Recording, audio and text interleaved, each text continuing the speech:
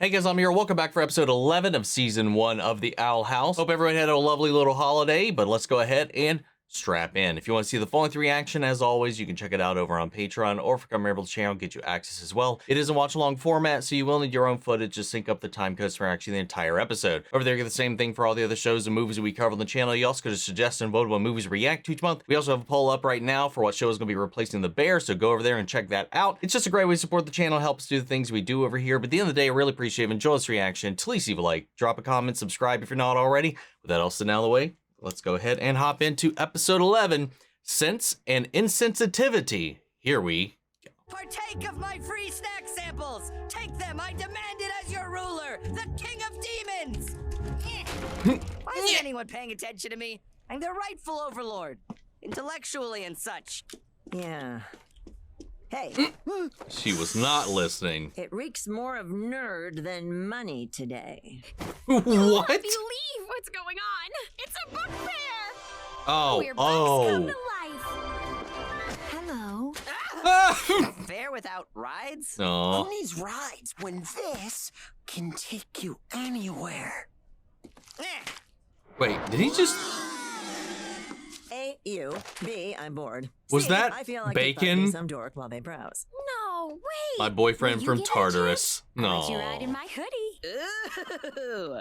This book fair's got everything. Aw. A scene-making workshop, meet and greets, and... Ghost writers, What's that? literally. Writing competition? I've always wanted to be a writer. Thought you wanted to be a witch. Where I'm from, that's kind of impossible. So my runner-up dream was to be a writer. I've had this about the author picture since I was 7 years old. I got a good angle. I'm gonna enter the competition. It does look like an author photo. Ugh, what are these basement dwellers doing out in natural sunlight? We're in line for John DePlume, most famous writer on the Boiling Isles, famed author of the Realm Warrior series. I'm gonna have Wow. him read my story. I like how... Marry me. John, will you sign my child? I'll sign anything. Such power. Oh my god. Such Oh, command oh no. over his minions. Uh-oh. I must have the same. Oh, he has been inspired. But like what he said, once brought out all these basement dwellers, that little head didn't even like bat an eye at that. Just said, we're up here for this. Didn't refute it at all. Completely accepted the basement dweller moniker that has been bestowed. Boring. Boring. Pulling a Faust one. Nice. Another wrinkle. The curse is quickening. Oh. You, lackey. Uh-oh. Do you have the item we discussed? Oh, yes, right here. Trekking the stars. I love the little book This puns is in the excellent. background. A map to the bloom of eternal youth. I think the Emperor will be very pleased. Uh-oh. Shouldn't we be searching for the Owl Lady to join the coven? Remember that whole plan? My sister's curse has left her frail. She'll still be here when we get back. Oh, This wow. comes first. It's for the Emperor after all. Yeah! All hail the Emperor! Very good, Steve. Shoulder pats for Steve. Hey, Bob, what'd The you sell my fuck, prissy Steve? sister? Oh, it's a map to the bloom of eternal youth. So Lilith wants to nab this power for the Emperor, huh? Well, won't she be surprised when I get there first and get it for myself? Ha! Well, we'll see, won't we? Can't go without a map, of course. Oh, yeah, is this another scam like before? Like with the one dude, I mean, it's gotta be, right? Some like really powerful magical item that some random vendor at a book fair would have. Oh, is that all you want to see? Romance, No. magic, heartbreak with shimmer tears. And the main character is, of course, Luzora. And my main character is the king, the ruler of demons. With this totally original all-star cast, victory will be ours.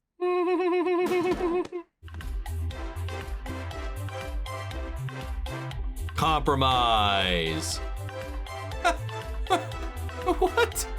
Lazora's tears fell on the frozen prince, bringing him back to life. It just feels a little unrealistic. but in your version, Ruler just destroys everything. There's more to life than shipping. Don't you dare insult shipping in my presence. Apprentice, living room. There is more to life than I'll figure shipping. this out. Okay, I'm with ready, King then? on that one. My turn to write. Uh-oh. But yeah, Hey. I wouldn't be shocked if they knew she was going to be listening and that was just staged. You're in charge. Great. No questions. Okay. Well, King, it's just you and me for a while. Oh, he threw out all of her stuff. Great news. What have you done? Whoa. I just made a few tiny edits and this baby is humming. Wow. I know, right? What a twist. I know you're trying to help, but I think you're crossing a line. Yeah, into greatness. Don't you want us to win? If this is how you want to win, then maybe you should submit the story on your own. Bah, what does she know? What the heck, man? Learn to collaborate. Hush you! I'll prove to both of you my story is superior. Hey, you scum! Which one of you wants to read my literary masterpiece? Anyone brave enough? There's that Demon Slayer guy. Former Demon Slayer guy. Your story.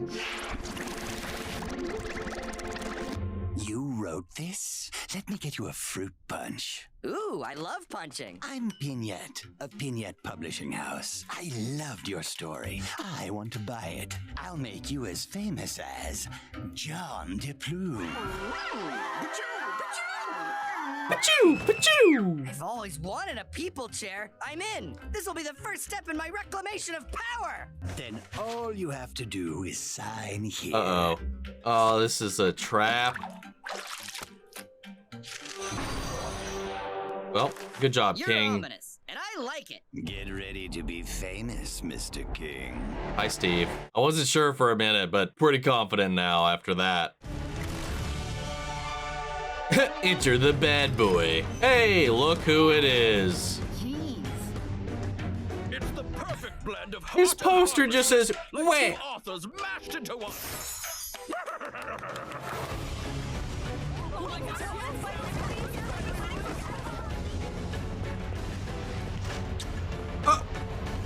Uh-oh. Really is becoming famous now. People are stealing his cutouts. Money on my thing I wrote. Spend money on my thing I wrote. Oh my God! I mean, it's working. I love your writing. Please read my story. My story. My, always good to meet minions. I mean fans.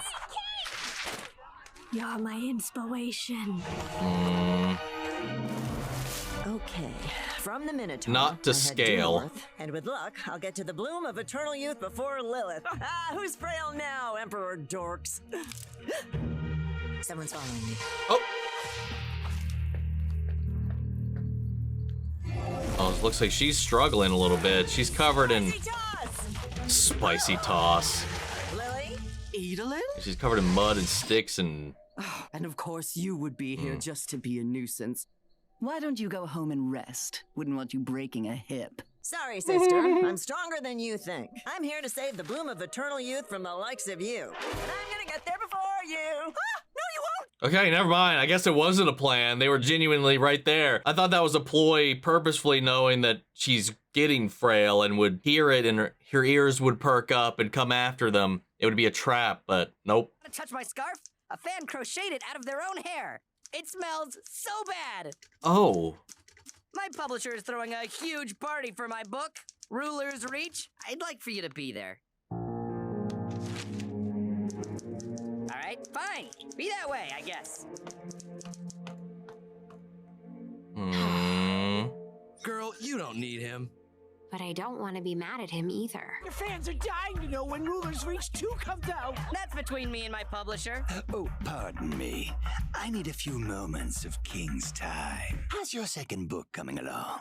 Coming along, or finished, Ruler's Reach 2, now with more swears. Put that on the cover.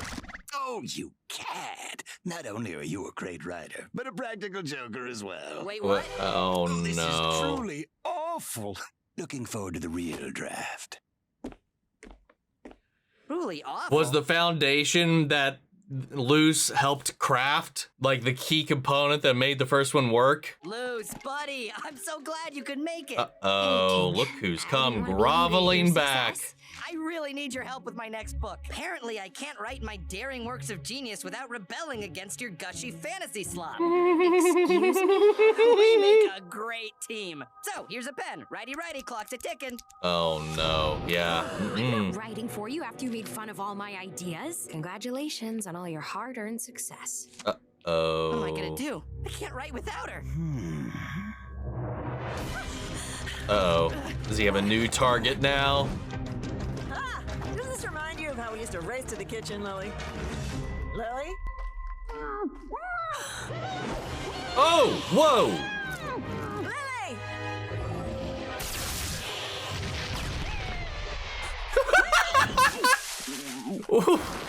God damn. Thank you, Edelin. I wasn't certain that you'd save me. Stow it! Ah, we might fight, but you're still my sister.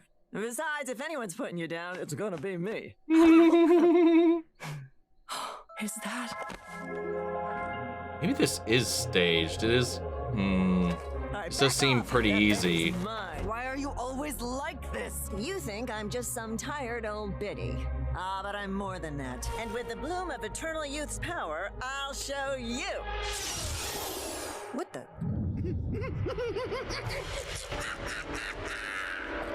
Okay, maybe it was a trap, but not by her.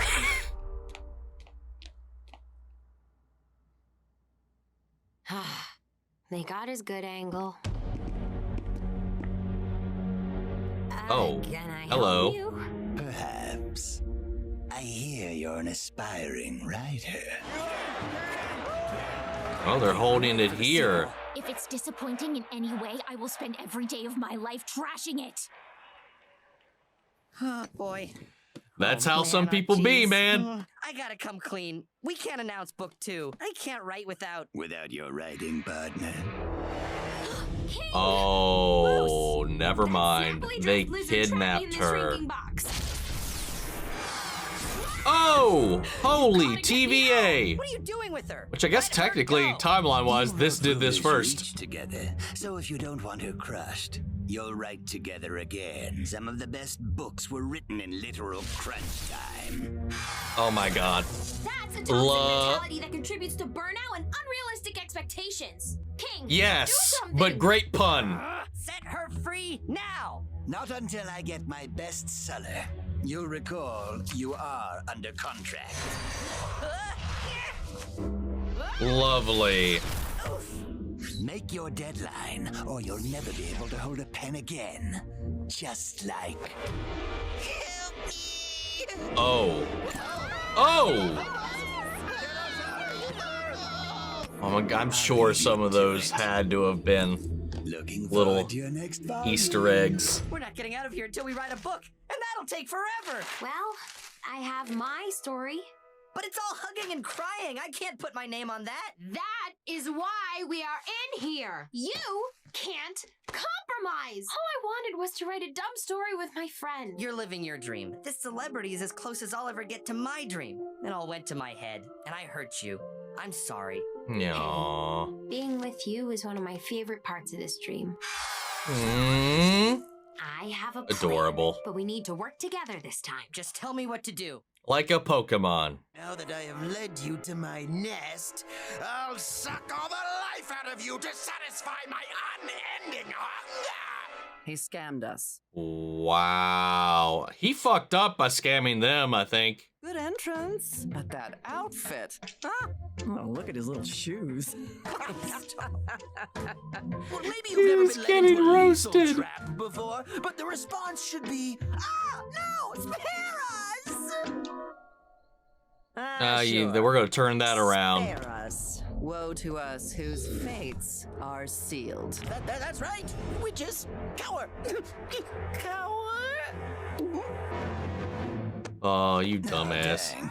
Hey, You done Bignette, fucked up. we're done. This is much more gushy than your last book. Skip to the finale, because it is quite a payoff. What is this all about? Light spell. The only one I It's know. enlightening. Skip to the finale, you'll find it enlightening. Aww. That was a missed opportunity. Go!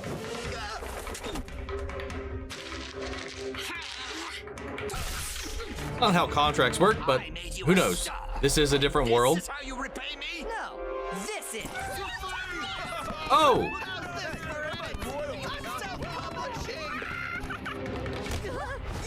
I am being very patient. But let's. Good God. Yo! Holy shit! Oh! Her Stowie! I am your biggest fan, and I fought my way back here for you to read my story.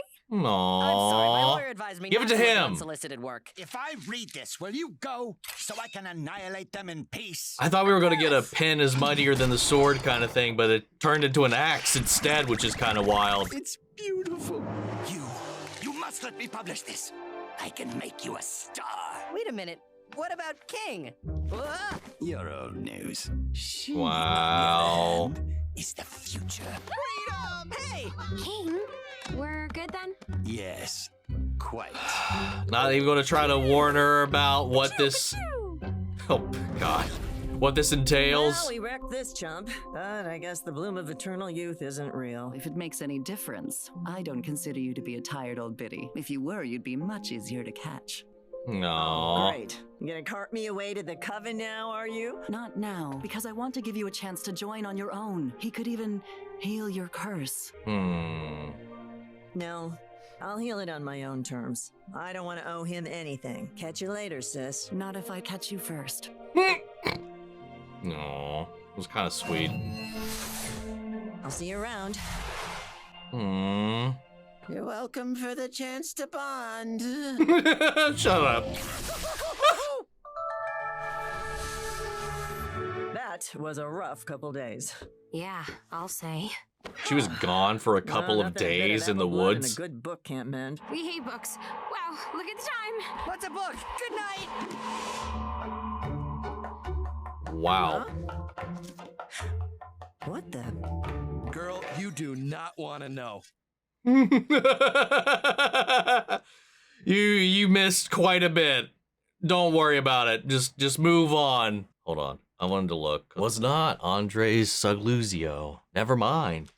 He had like that's why like only certain notes felt like Bloom to me. Cause like when he's talking regularly, it seems kind of fine, but when he gets into that like deep kind of back of the throat kind of bassy tone, it sounds so much like Steve Bloom, but other times it like definitely did not. So like it just threw me off, I guess. Oh, anyway, that was a lovely little episode, man. I like getting to see more of Lilith and Edelin, especially interacting in a way where they've kind of been stuck in this situation where they had to work together. And I also like the way that this little quest of theirs showcased the differences in their approach to their current lives, because Edelin had no issue navigating that forest. Like she was all clean, proper, not caught off guard whatsoever.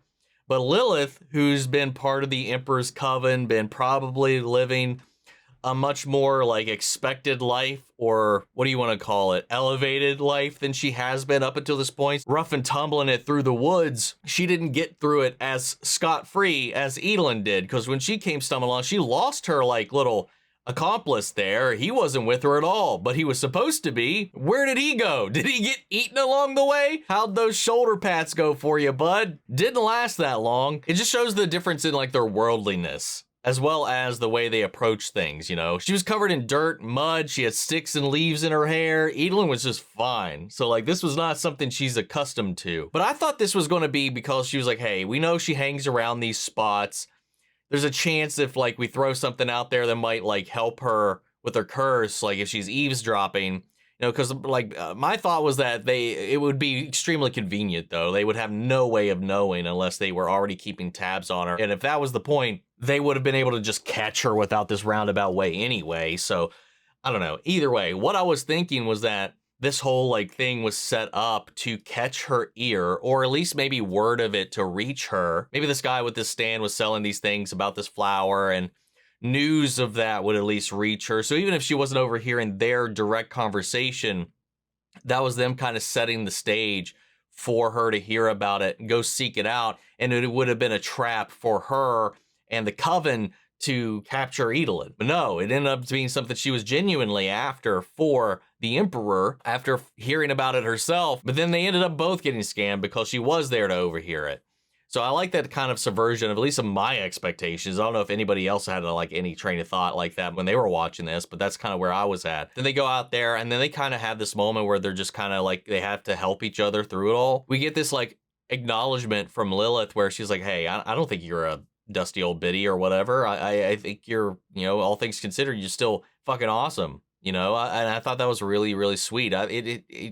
And especially too when Lilith got swept up by that giant freaking tree crab, Edelin didn't hesitate at all to save her. In a really nice, concise way, it shows how much they both still care for each other. That's why she cares about her so much that she wants her to join. But Edelin also knows that there's just something not right about whatever's going on over there, and maybe Lilith can't see it.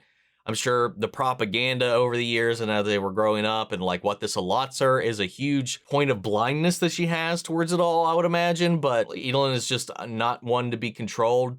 Even if the guy could offer to cure her of her curse, she's like, no, I don't want to be beholden to anybody. I don't want to be locked down. I just want to live my own life on my own terms. And save my own life on my own terms if I can. You know, I don't know. I find that all really endearing because it shows like a very different like side of these two sisters that it's what's caused this kind of rift to kind of to grow over the years. But the core love is still kind of there, and it's why they're doing the things that they're doing in a way. Love the way they showcase that. And then a little moment where their scammer is at the mercy of both of them. Dude messed up.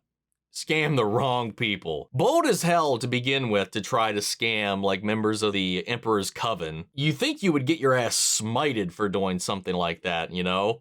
Like if it got out, if you didn't succeed in snuffing them out, like you'd be done. Then we had this other plot with Luce wanting to pursue her dream of being a writer, her secondary dream, because that was the only one that she realistically could hold on to in our world. Now, she could maybe do both. King sees this as access to fame. He doesn't care about the writing at all. He just cares about the power that comes with it, as he tends to do. Hell, he tried to dominate a playground last episode. I'm not shocked this caught his eye. And of course, the power went to his head. Like him and Luce have two different sensibilities, and when they were working together, they were able to kind of compromise and make something that kind of worked, even if he did kind of go in there and bastardize so much of what was in there, but a lot of that was still something they foundationally built together. So when he tried to do something wholly on his own, it just did not work. It was a great little like story to kind of encapsulate how some people will step over their friends and just do whatever they need to get success and fame, even when maybe they are undeserving of it themselves. You know, once he got there, he was not able to follow through on any of his deals, but he signed a contract. He did all this other stuff because he was in the moment and he was taken advantage of because, yeah, he was ill-equipped for what came out of all of that, and it bit him in the butt. And then he came tail between his legs, crawling back to Luce, and rightfully so, she was upset. It was a nice little story. And then the way they kind of got out of the situation by working together was really fun. They had a nice little heart-to-heart in this murder cube. And then our little football came in